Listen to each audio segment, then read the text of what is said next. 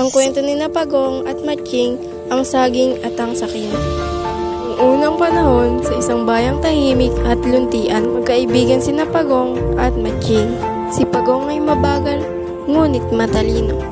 Habang si Matching ay mabilis, ngunit medyo tuso. Isang araw, habang naglalakad sila sa tabi ng ilog, may inanod na punong saging. "Uy, saging, pwede nating itanim," sigaw ni Matching. Kasundo silang hatiin ang puno.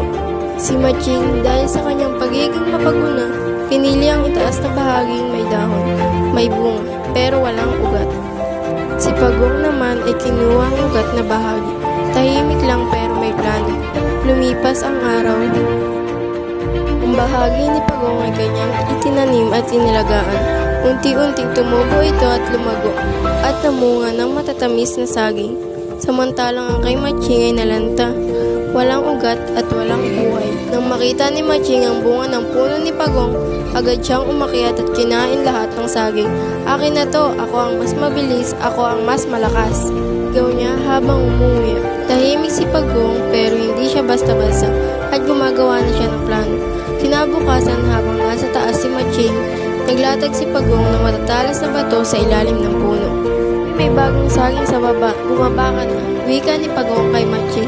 Tumalon si Matching, bog, diretso sa mga bato. Napasigaw siya sa sakit. "Aray ko, bakit mo to ginawa?" Sagot ni Pagong, "Hindi lahat ng mabilis ay matalino. Ang katalinuhan hindi sa mabilis, nasa diskarte."